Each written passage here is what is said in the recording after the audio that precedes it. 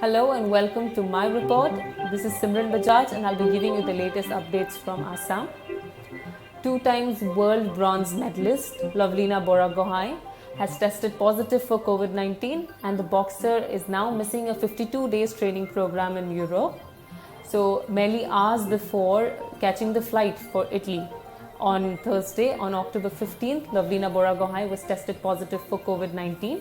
She, along with 15 other elite Indian boxers, were supposed to go for a training program in Italy in a tour sanctioned by Sports Authority of India.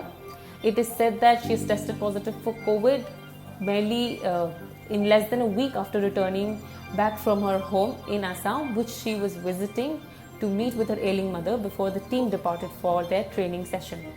So when she returned back on October 11th, as per protocols, she was tested for COVID-19 and she was found negative.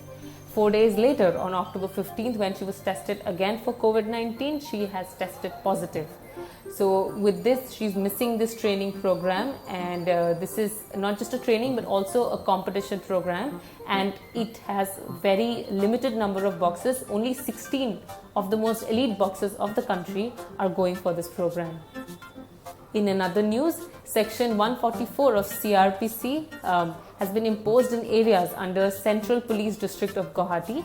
This comes after there is intelligence input that antisocial elements and terrorists are hiding in a residential area in the city with an intention of disrupting the law and order of the state. So in a bid to take control of the situation, the Deputy Commissioner Rajbir Singh has issued an order barring landlords and property owners to refrain from subletting properties or any kind of accommodation without proper document verification and prior permission from local police stations. This order has been issued on October 15, that is yesterday, and is valid for the next 60 days unless it's withdrawn before that. And any person who is found contravening this order will be punished under Section 188 of IPC. That's the update from Assam. This is Simran Bajaj. Hi, I'm Madeline Ambrosia with reports from the state of Nagaland. Well, the advisor of school education, Katie Sukhalu, has once again appealed the Naga Students Federation, NSF, and the Eastern Naga Students Federation, ENSF, to reconsider the proposed agitation, which is scheduled to resume by October 19. Now, the agitation was called by the student bodies demanding the mainstreaming of the SSA and RMSA teachers of 2010 and 2013 batches into the state education cadre. The ban was called off on October 12 after the demise of Nagaland Environment Minister late CM Chung. So although the proposed ban on the government registered vehicles bearing NL10 and NL11 is scheduled to resume on October 19, the advisor, taking opportunity of on occasion that was held here in the state's capital, appealed the student bodies to reconsider the ban.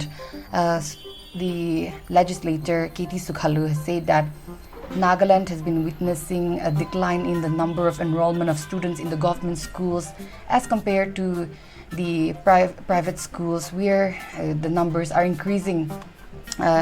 He said that due to the decrease in the number of enrollment of students in the government schools, Nagaland is now witnessing an excess of teachers in the state. According to him, there are currently around 169,548 students in the government schools, and the national average for one teacher is 32 students. So he said, and I quote, "The actual requirement of teachers in our state comes down to only around 9,000. There are more than 20,000 teachers in our state. That's inclusive of the SSA and RMSA. So there is an excess of around 11,000 teachers," unquote. So the minister informed that because of the student-teacher ratio, the number of teachers here in the state of Nagaland has witnessed an excess of around 11,000. So according to him, there is a general perception that parents teachers, even teachers, those in the government schools, are more inclined towards enrolling their children into the private institutions rather than the government schools, which is why there has been a decrease in the enrollment. There has also been a decrease in the enrollment of students in the government schools. He said that this is a serious matter and it needs to be taken seriously. And he also asked the NSF and the ENSF to focus more on the welfare of the students and to ensure that the teachers are doing their jobs and not keeping proxies in their places. During the program today, he also said that the state government has already given its word in principle to streamline the SSA and RMSA teachers of these two batches, and then the government is working to bring about a logical conclusion where justice will not be denied. So in this regard, he's once again appealed the student bodies to reconsider the proposed agitation scheduled to resume on October 19. Now, during this event that was held for Naga toppers, students toppers from the state of Nagaland and Manipur participated. A total of 61 Naga toppers have been registered under the HSLC and HSSLC examinations this year, and a total of 39 of them successfully attended the program today. Now, out of the 61 total toppers, Naga toppers this year for the high school living certificate and the higher secondary school living certificate, 5 of them are from Manipur. So far the state of Nagaland is concerned. That's all that I have this evening. Once again, I'm Madeline Ambrosia. Hello and welcome. This is Tripura correspondent Chandan Pandey and I'm going to give you today's update. All the updates today are related to the forthcoming Tripura Tribal Areas Autonomous District Council elections. In the first update, the ruling BJP's LA IPFT, that is the Indigenous People's Front of Tripura, a delegation from the IPFT are in Delhi to meet with the central BJP leadership and the representatives of the government of India. They are likely to meet with the Union Home Minister Amit Shah. They are also likely to meet with the Donor Minister Jitendra Singh and BJP National President JP Nadda to apprise them about the demands which they have placed prior to 2018 state assembly elections, when both IPFT and BJP came in one dais to fight against the then ruling CPIM, and they won the election in March 2018. However, the demand of separate statehood, that is the Tripura land, was never accepted by BJP, but a team which is said to be the High Modality Committee was formed, which will study about the socio-economical status of the indigenous people in Tripura. The report was likely to be submitted within 2 months, but now it's been more than 31 months, but the report is not yet published. They will demand to publish the report at the earliest. They are also likely to demand to pass 125th Amendment of the Constitution. They are also likely to ask about a Roman script of Kokborok, the indigenous language of Tripura. The second update coming in from Tripura is the INPT, Indian Nationalist Party of Tripura. Now, they have placed a memorandum to the governor of Tripura, Ramesh Baish, demanding immediate election in the TTADC by November 17. They also said that when at a time the Election Commission of India is conducting the election in the state of Bihar and the by-polls are also being conducted in the whole of the country, then why not the General Assembly in the TTADC can be held within November? They placed a memorandum to the governor which informs that they demand an election by November 17. The council should be formed. Now, just to inform our viewers that the Tripura ADC Council has a total of 28 elective seats, while 2 are nominated by the governor of Tripura. The seat has been vacant since the council has been vacant since the month of April, after the 10-year end there in the ADC. Now the governor is looking after the TTADC under his administratorship. An administrator was appointed and he's looking after the ADC. So the election is yet to take place in the Tripura ADC council. They have also demanded immediate release of rupees 10 lakh for the keen of the families who have lost their sole bread earner due to this COVID-19 virus. Fighting the COVID virus, more than 320 people have succumbed so far in the state.